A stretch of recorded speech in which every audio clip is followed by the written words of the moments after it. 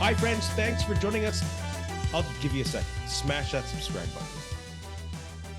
It helps us get the word out. Crazy support the last couple weeks. Thank you very much. And don't forget to check out our comedy shorts playlist. Benny, where can they find us on social media?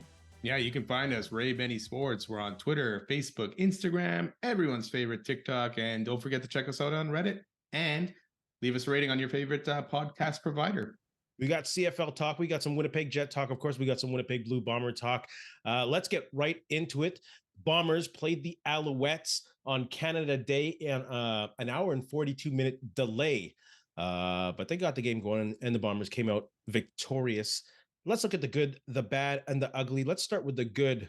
What did you see that was good from that game? Defense, and specifically the D-line, Willie Jefferson. Man, was he a force. 3 tackles, 2 sacks, forced fumble, and 1 knockdown. And probably could add another sack. There's a few times where Fajardo slipped away, and one time where he got a hands to the face that did not get called, but we'll digress on that one. Mm-hmm. But yeah, just an amazing game for Willie Jefferson. Like, he just, having Jeffco back helped open up Willie Jefferson. And to me, that was another good thing, was having Jeffco return. He didn't show up on the stat sheet, Jeffco, but his presence there did enough to open up for Willie Jefferson. Absolutely. Not just Willie Jefferson. Cam Lawson got 2 sacks. Ricky Walker got to the house. So that D-line played very well. They held Montreal to like a few, I don't know exactly how many, 1 or 2 yard gains in the running game. They just gave up on that thing. You know, on average, Steinbach did okay, but he also fumbled the ball, and they're stuffing him on more than a few occasions. So yeah, props to the D-line. Of course, it's great to have Jeffco back. He stretches the offensive line talent thin. And it's pretty thin as it is on Montreal already. They've given up how many sacks? 15? Yeah, and they gave up 5 this game. Right. So so that adds to it there. So, but yeah. And they had Fajardo, and Fajardo escaped a few times. Yeah. You know, that they had him for sacks, and he escaped somehow. And I was like, what the heck? So they could have been even more than 5. Yeah. Fajardo's familiar with that pressure. Was he ever running for his life again? Yeah. Like the Fajardo from last year with Saskatchewan, and that showed up, and he was just, it's hard to tell from the broadcast, you know, what was open in the field, but he was running for his life quickly. I don't know, man. It wasn't a good game for him, but great game for that Bomber D-line. Yeah, at halftime, he must have been talking to Jason Mize. Like, it doesn't matter where I go, man. It doesn't matter where I go. They keep getting to me. Another good thing was the running game. 183 total. Brady Oliveira breaking 120 for 120. 6.9 average, a smash mouth game, who made big holes, especially on that McRae run for 34 yards. He just saw a hole and just hit it. No one touched him until he got tackled, pretty much. So the running game, and of course the O-line.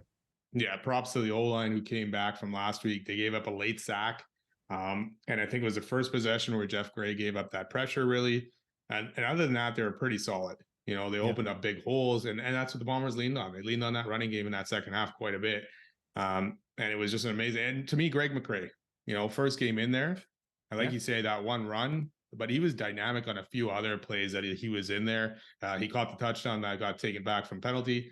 I'd like to see a little bit more from this guy, and hopefully he can stay in the lineup somehow. They can figure out. I know he was only in because Adamski was out. Yeah, but they got to keep him in there, man. He brings another dynamic, right? To me, Oliveira and Augustine are almost the same type of runners, down the hill, kind of big guys, right? McRae changes that up, but I know they do that a lot. The plays that he does with Demski too, right? So yeah, we'll see. Like, if they can definitely keep him in the lineup. He's been in the lineup before, and he's always been a dynamic player on receptions and on running plays too.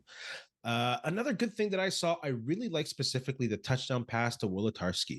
You know, we look at Wolodarski, we see him as this big target with the long range who could beat guys by using that catch radius. But that touchdown that he got was pure beauty route running. He went for a go, stopped at around like 7 yards, maybe, took a step in. The dude bit, who was it? Cordell Rogers. Oh, made him look ugly. And then he went to the corner of the end zone, and Claros hit him on that nice touchdown. That was really good. That was a beautiful touchdown. Yeah. Wolodarski, man, that guy, he doesn't catch that many balls, but when he does, it's always almost a big impact play. Like you say, the touchdown, he had one later in the game where Claros just missed him, stretched out, didn't catch it, and Wolodarski was beating himself up for it. But, you know, even though his chances are he wasn't going to catch that ball anyways, but then Claros went right back to him on the second down play, and he got a big conversion on that play. So that guy, he doesn't catch a lot. He doesn't get the same accolades as say a Dalton Schoen does, but he's got such great hands. He does. Agreed. Is Dalton Schoen the best receiver in the CFL? No, Like he's got to be. he can go over the top. He runs great routes. His hands are crazy. He'll go through the gut. He'll take a big hit and he'll keep going. Yeah. Like it's hard to name another receiver who does all of those well and keeps getting up. Yeah. Yeah. And he's taken some big hits over the first few weeks of the season too. And he keeps on ticking and he can find that opening. And then his touchdown late in the game there, that was huge. Yeah, and his hands are epic. Yeah. Well, his touchdown, he got behind the defense. Yeah. Jeez. Any other good that you noticed in the game? You know what? I'm going to give one to Brandon Alexander. You know, it was him and Holm got beat deep by Julian Grant on a 69-yarder, I think, right? Yeah. But then on the very next play, he read Fajardo and got the interception on the goal line and took it back, went to midfield. And that was a big play because that was, you know, right there. If Montreal scores, it was 10-0 at that point, I believe. Mm-hmm. Right. So this led to the Bombers now taking a 17-0 lead after the interception. So that flipped the game, right? It was a 14-point swing right there and big play. He made up for getting beat deep. And then he just, I don't know, film study or whatever, but he was there before the receiver was. Absolutely. Every time we talk about the Bombers defense and what puts them over the edge in their secondary over other teams, Brandon Alexander always is mentioned. Great play. But Tom, you talk about interceptions. Can I segue into the bad? Yeah. 4 turnovers by the Bombers is bad. Specifically the uncharacteristic interception late by Zach Caleros. I think they were up 17-0 at that time. Yeah. They had the game in hand. It was an unnecessary pass. It was late in the game. No need to take a chance. And it was kind of one of those whoopsies ones. He doesn't do those often. But that one, in addition to the other 3 turnovers, just was kind of bad. Yeah, especially at the point of the game where you were driving a bit too. You could have salted that game away, and he threw it into I don't know. To me, there was way more Montreal guys there than Bomber guys. Oh, totally. I don't know if he trusted his arm way too much, but yeah, it was not a good throw at all. Any other bad? The return game special teams wasn't the greatest for the Bombers all around. Janarian Grant had no room to run. He didn't really make anyone miss. The coverage by the Owls was way better than the blocking by the Bombers. Chandler Worthy had probably a couple better returns than Grant. And then the bad snap on the field goal attempt. You know, altogether the snap, Sheehan trying to grab it, that was a mess. And it could have been critical in a low-scoring game, but luckily it didn't come back to bite them. Yeah, lucky that ugly throw didn't turn into an interception that went the other way. That too. Ooh. Take the sack, man. And, you know, we were talking about Sheehan last week, and this wasn't a particularly good game because I think he also kicked it out of bounds that got the Bombers a penalty twice. Yeah. And he also got a time count late in the game. And it might not have been on the punter, but, you know, it's on the quarterback when it's time count. It's on the punter when it's time count when he's on the field. Maybe he wasn't aware. Maybe he didn't see the clocks in the corner. So, yeah, not a particularly strong game for Sheehan. Still a great punter, young guy learning. Yeah, for sure. His average was still good, but he's still, you know, those. And the funny thing is, too, on that botched field goal, they ended up calling a timeout there for some reason right before it happened. Clock said 0. I don't know if someone messed up and thought, hey, the clock's about to die, let's call timeout. I didn't hear the explanation for it. So that was another mess on the whole special teams thing. Yeah, I've never understood that going back to even Bob Cameron as a punter. You knew he had an arm. He was still the Acadian rifle. Even to the last day, you knew that if something went wrong, he still had one in him. But he'd let go. Sheehan, we know, can't throw. So I don't know if they want to reconsider that. Maybe Prukop, put him back there. Yeah, I don't know. Was he the holder last year, Prukop? Wasn't it Drew Brown? I can't remember, but if it's one of those, I would go back to one of those guys now, you know, in case something like this happens, right? You have to. So, that was too dangerous. Too dangerous. The ugly, can I just say the weather? Oh, yeah. That was ugly, yes. Yeah, I mean, there's no question it was ugly. Luckily, they got the game in. You know, and it seemed like it tapered off when the game started, but then it picked up again in the second half. So yeah, that was not very good at all. Any other uglies? Just to me, the few long bombs that the Bombers DBs gave up when the D line could not get to the quarterback. You know, the Oh, Julian Grant one for 69. Austin Mack had a long one too. There was like at least 2, maybe 3 long ones, and both those yeah. receivers ended up over 100 in altogether. And yeah, Fajardo only had over 200 yards, just over, something like that. So, but to me, the Bombers got to clean those up. They're getting beat on the long ball, and there's been a few attempts. Like even Hamilton tried the long ball on them. You know, Bo Levi just couldn't hit them. Same as So Harris. They got yeah, the long that too. ball on the Yeah, Bombers there too. yeah, They've been susceptible. So that word I knew was going to get me susceptible yeah. to the long ball all year long. And like you said, Julian Grant, 129 yards. What was the other receiver? Mac, Austin Mack. Yeah, 115. yeah. So Critical fumble though by him too. So yeah, they got to figure that out. yeah. Another ugly, there's got to be a rule against those air horns. Uh, on TV, they're annoying. I can't even imagine what it's like in there. But in the Bomber Stadium, you can't bring something like that in. Yeah. That No, that and needs it's to go. remember the vuvuzelas in South Africa for Oh the World yes, I Cup? can still hear those things ringing in my ears. It's just like Montreal, I can still Yeah, hear that. exactly. Like that thing on Dumb and Dumber. What's the most annoying? You want to hear the most annoying sound? I won't do it, but that is the most annoying sound. So that was ugly. They gotta get rid of that. They do. They That do. can't be good for trying to grow the game. Like who watches TV? Well, they must be like, what the heck? Sorry. I totally agree on that one. And I Any think other most fans around the CFL would agree on that one. except Montreal, they love it. Yeah. Yeah. And it was still loud, and half of them left already. It was raining. Okay. But that's the thing. How loud is this thing when that stadium was pretty empty because of the rain? Yeah. Like, is just someone just sitting by the TV speaker and just freaking or whatever it is and just letting it go? Like, They're loud, and there's a couple of them now, I think. And it's like, are they like boat caution or like, warning or stranded kind of things? It's like it's yeah. loud. Oh yeah. Yeah. I guess you don't need many of them. So I feel bad with a big cowbell sometimes. right in someone's ear. I try not to. You try to do this Exactly. up here, and you try to do it down here. Okay. Let's reference an article that we found on Third Down Nation. Talk about issues in the CFL, surveys done on Twitter and Reddit to the fans. And there were 8 things that were brought up. Let me just list them quickly.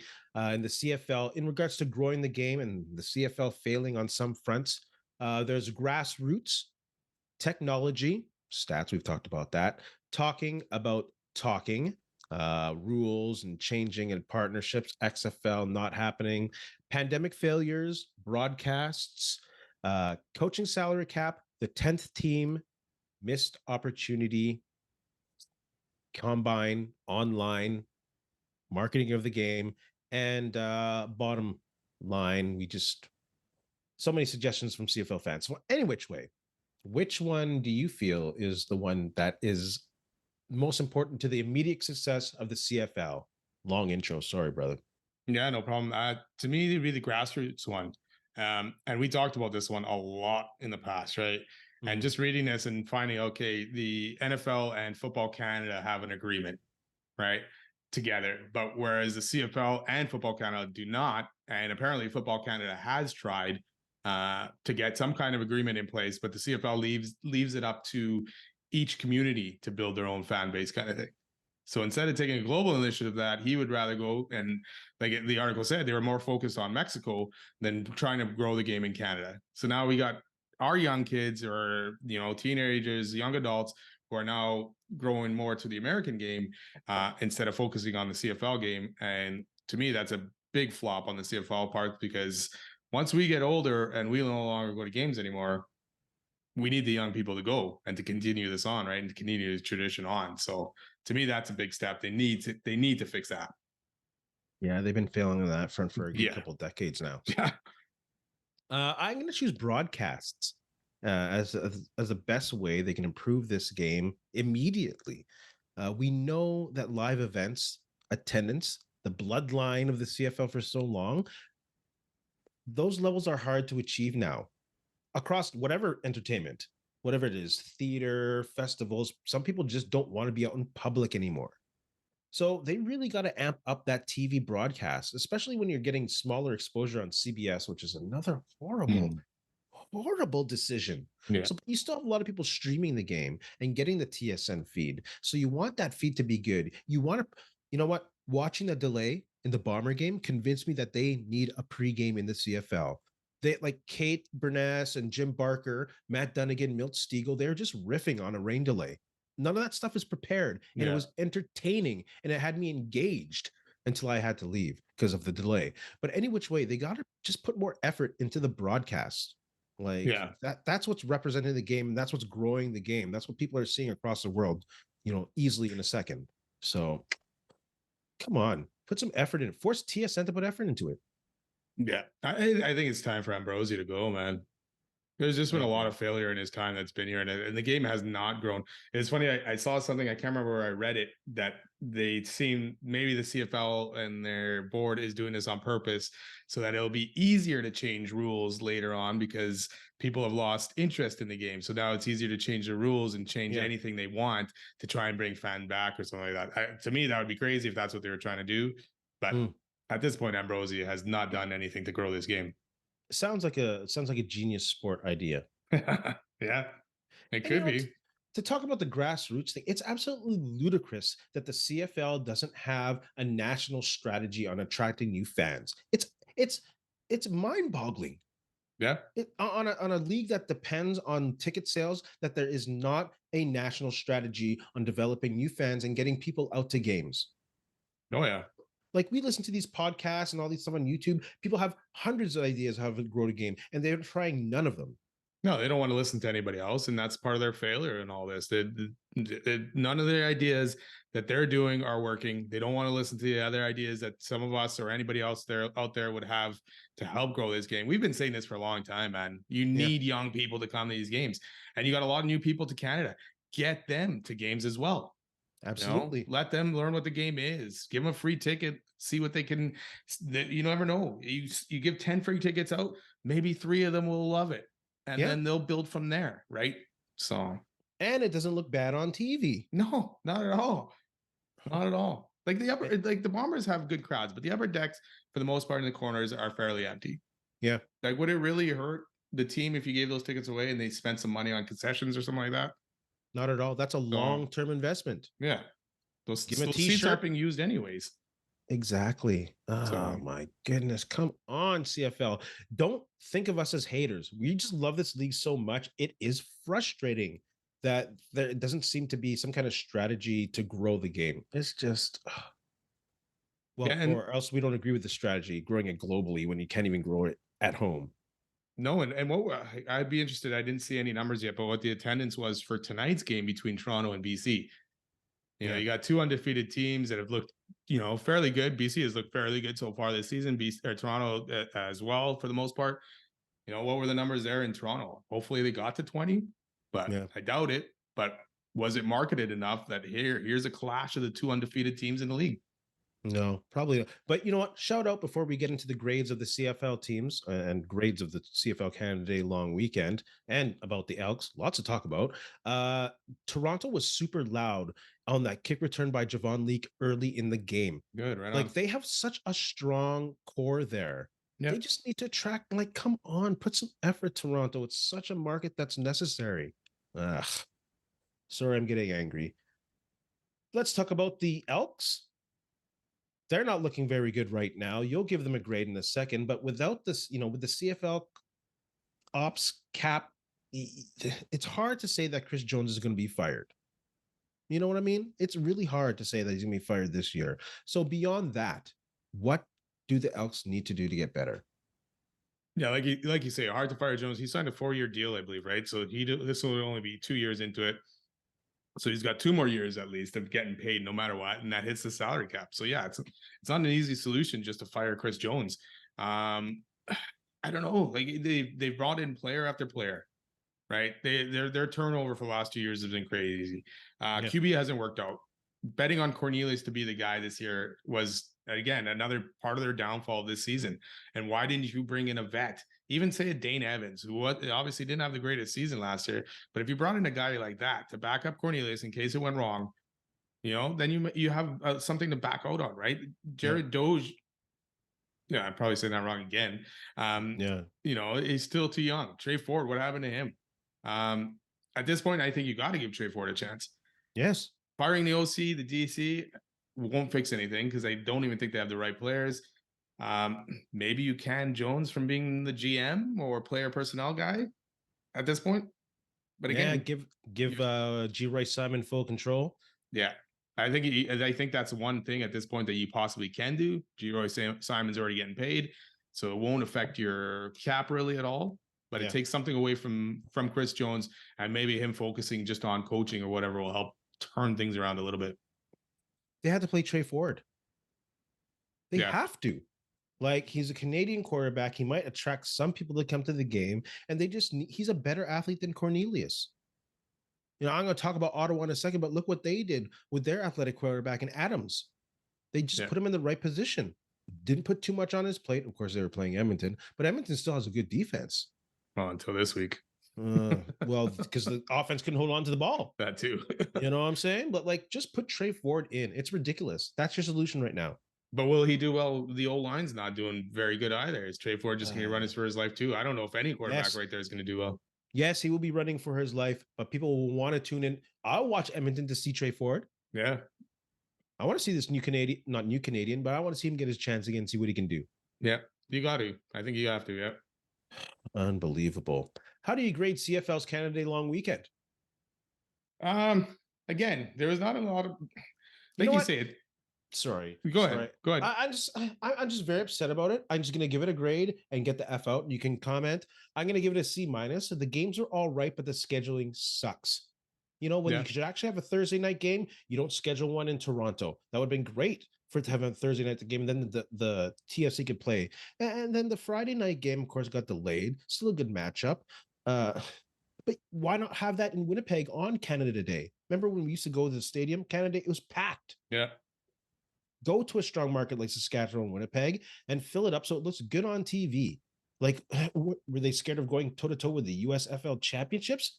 The scheduling of the games are ridiculous. Sorry, I went on too long. That's what I think. The timing's horrible. Today's game should have been an afternoon game too. I'm it was like a hater. I agree. And today's game, I think, should have been yesterday's game, really. Why not do that on a Sunday? Not necessarily everyone had today off. Some people had Friday off. So not everyone had today's. I get it was a night game, but yesterday you could have had an afternoon game or something. Like you say, strong markets. Winnipeg, Saskatchewan probably should have been hosting games this weekend. And why not have all like 4 games going? Thursday, Friday, Saturday, Sunday. You know, what's with the buys? 3 buys this week, this early in the season. Absolutely. So I agree. The grade's not there. The CFL again kind of dropped the ball to take advantage of this weekend. Like, I get it. Toronto, there was a TFC game on Saturday, so you need a day off to switch the field, and then so they play on Monday. So that's why I say, why don't they have a Thursday night game in Toronto? Yeah. Like, we're not schedulers. We don't do this for a living. Do we have to think that hard to figure this out? No. You know, I mean, you're only scheduling for 9 teams. Wow. Wow. Are they just putting it in a computer and saying enter and that's it? I guess. It's just some random crappy software that just spits it out, and that it's like, that's it. We're sticking to that. We're not switching anything. Pretty much. And that not a reflection on the quality of the games. No. Of course, I enjoyed the Bomber game, tonight's game, BC Toronto, crazy good game. It's just the timing of the scheduling. Yeah. Fans, neighbors, friends, put your comments on the schedule of CFL. Did you like it? Canada Day. Should this be more of a featured weekend when they put an effort to actually put it in your comments below? Let's go to team grades. Go ahead. They could make this around this weekend almost like a kind of like a second Labor Day kind of thing, right? You got Labor Day with all those games, those matchups. Why can't Canada Day weekend be the same? I guess, I mean, the one thing it doesn't is Canada Day, obviously, you know, spreads out throughout the week. It doesn't always fall on the weekends kind of thing, right? But it ends up being a long weekend or at some point. So, yeah. And great way to market to the American market. Yeah. Like, they have holidays coming up. A lot of people are taking time off. What football are you going to watch? Again, the USFL championship game? Come on. Oh, we love the CFL. Just frustrating. Let's go to team grades. We're going to go not from west to east or east to west. We're going to go west, east, west, east, west, east. So let's start with you, West. Start whatever team with you want. We talked about them a lot, so we'll start with the Bombers already. Up and down game. Yes, the defense played well, but they gave up a lot of yards. The offense we're hit and miss. A lot of good running. Claros, not a lot of yards, under 200 yards, 15 for 23 or something like that. I'm going to stick with them with a B. It wasn't the cleanest of games, but they ended up getting the win, and they ended up getting a bounce back from that beating by BC. So B for the Bombers this week. Yeah, they left some points out there. Yeah, I mean, like Get rolling. the Oliveira turnover deep in Montreal territory, when they were driving, the botched field goal we were talking about. So Yeah, a lot of mistakes still on the field, but not a lot, I guess. A few mistakes on the field, but hopefully they'll clean those up. I'm going to talk about Montreal then. Winnipeg's opponent, I gave them a D.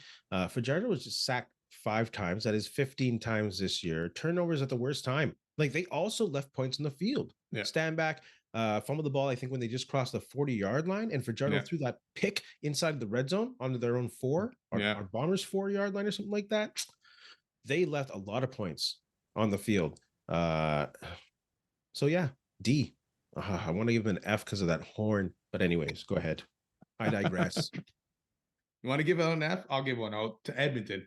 Again, that O-line gave up 4 more sacks. No run game. Jared Doge. Good God, I'll get this right one time. Yeah. 19 of 33. That's a lot of passes for a guy playing his first game. 1 TD, 3 interceptions. So, and the Elks have given up 14 giveaways after 4 games. You're not going to win very many games. And on D, like we said, the D was playing well. They still gave up 205 yards rushing this week. So the D kind of took a step back. So F for Edmonton. Ooh, I'm going to go with their opponent in Ottawa. I gave them a B-. Congrats to Coach Dice. Breaking that Ottawa home losing streak. Always going to cheer on a Winnipegger, the Hawkeye, Bison Bomber coach, and also congrats to Kahari for calling a really good game. Tyree Adams, 70% passing, 180 on the ground, or 180 in the yard, 30 in the ground. And Tubble, the running back, put in 126. And Ottawa defense looked good too. So they've laid a solid foundation if Mazzoli is to return next week. Yeah, hopefully he can. Week 5, we'll see. So I'm going to give Ottawa a B-. Let's go into tonight's game, and BC coming off that huge win against the Bombers, riding high, talking about great cups, all this stuff. And then they fell flat on their face today. I'm going to give him a D. Vernon Adams, 6 interceptions.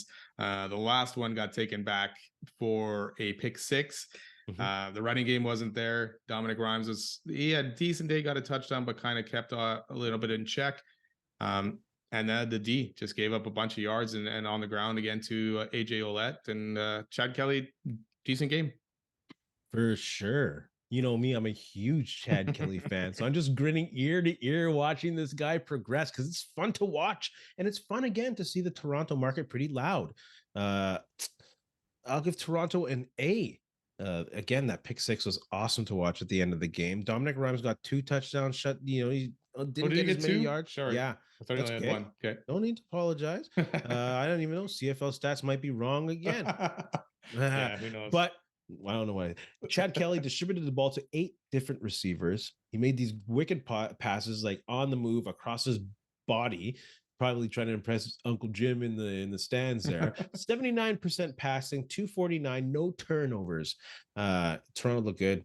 And their defense played good, but Vernon Adams, we talk about the good and the bad, the inconsistency, and here it is again. And this was really bad in a big game. Like, we just he played great against the Bombers, but maybe this is a reflection of how good Toronto is. Yeah, it'll be interesting to see what it is, because we all know Vernon Adams from years past, right? Yeah. He has games like today, maybe not 6 interception games, but he'll show up and majority of his games will be half of like what today was, right? Last week was like, ooh, maybe he turned the page, right? Yeah. But last week his guys were open like crazy, and Bombers, there was a couple of dropped interceptions last week by the Bombers D, I thought. Or I'm thinking, or was it the other game I'm thinking? But yeah, Vernon Adams, he has to clean that up, especially if you want to take BC seriously as a Grey Cup contender. That was a big step back. Yeah. CFL fans, put your thoughts in the comments below. Winnipeg Jets talk. On a scale of 1 to 10, how is Chevy's offseason going so far? You want to go first? You go first. I'll go first. I'll give Cheveldayoff. I call him Tim Cheveldayoff. Tim Cheveldayoff. That's not even right. It's Tim Chevelday anyways, right? It's close. And I knew I'd do it one day. I'm surprised it lasted this long, past 100 episodes without saying it. Actually, we should go back and check. Yeah. Anyways, I was about to give a prize for someone who could find that, but I got no prize. I'll give Cheveldayoff an 8.3 out of 10 so far on his offseason. I really like the PLD trade, getting three NHL ready forwards. And I really like Iafalo's attitude that he's under the impression that he's here to win a cup. That's really good. They locked down Axel Johnson. Yeah. I really liked him as a contributor, even if it's just depth. They got to keep Nemesnikov, and I really like them signing Brossois. So 8.3 out of 10 so far for Ray. Hopefully Brossois can stay healthy enough, though up and down season with injuries last year, right, with Vegas. So that's a big if. But they also signed that Colin Delilah, right? Yeah. So to a smaller contract. So I guess you got, a third guy there that can step in case Brossois, or maybe they're the one too. Who knows what goes on with Hellebuyck. I'm going to give Chevy a 7 right now. I do like the trade. I don't know if it's going to make the Jets better or not. We'll see how those guys fit in. I do like that they brought back Nemestikov. They ended up getting something in a trade for Leon Gonki, who had basically left the Jets to go to Germany. Yeah. On D, there's still a logjam there. They have to figure something out. You got your 6 guys from last year, but then you also have Chisholm, and Heinola and Stanley, I guess. That you got to kind of figure something out. So he's got some work to do. We'll see what happens with Hellebuyck and Scheifele. Maybe he can convince Hellebuyck to stick around. Maybe even Scheifele. Who knows? But yeah, not bad start for him so far. And the free agent market, the Jets never dip in too crazy in that anyways. And I'm not too concerned or worried about them not signing some of these bigger name guys at all. Maybe it's not just Scheifele convincing Helly to stay. Maybe signing Brossois is just a familiarity thing, a feel to when he had one of his. Was Brossois the backup when he won the Vezina? Pretty sure he was. Yeah, he probably was, because he's been in Vegas for at least a couple of years now, right? So maybe it's just the feel of the room. He got his friend back. He got his boy back. Yeah. Maybe that's a convincing thing. Yeah. Shoot. If so, that's great. And also a decent draft. Yeah, that Barlow guy was good, and that goalie they got from Vancouver, Thomas Milic. Yes. Seattle. Seattle, yes. Sorry, yeah. Seattle. Yeah, thank you. Close enough. Yeah, West Coast. So pretty good there. Yeah, we'll see how the rest of it shapes out, but not bad. I think they're probably in the same position they were last year, team-wise and roster-wise, and battling for a playoff spot maybe. Yep. Biggest NHL free agency so far? It's hard to say when you look at it. There's not a lot of big names. I mean, there's still big names out there that haven't signed, like Tarasenko, Kane, and all that stuff. And a lot of the guys that were signed, there was not crazy names out there. To me, I might just pick Tyler Bertuzzi signing with the Leafs for a 1-year deal, getting $5.5 mil for that 1 year. But he's a good signing that could fill out the wings for that team and maybe play on the top line with Matthews and Marner or something and add that grit and strength that they might need up there. So Tyler Bertuzzi for me. It's got to be Ryan Reeves. Are you crazy? It's got to be Ryan Reeves. They're going to win the cup, and I'm going to wear that jersey again. You got a shout out? Can I just ask, why do you need to sign him for 3 years at 1.35, Toronto? Like, Toronto made some good moves, but they also made some head scratches. So they always do. Yeah. You got a shout out? Yeah, you know what? I'm going to shout out Blake Wheeler, man. And I know things didn't probably end off on great terms between Blake Wheeler and the fans and all that stuff, but the guy gave his all on the ice every time he stepped out there. He was great in the community in Winnipeg and all that.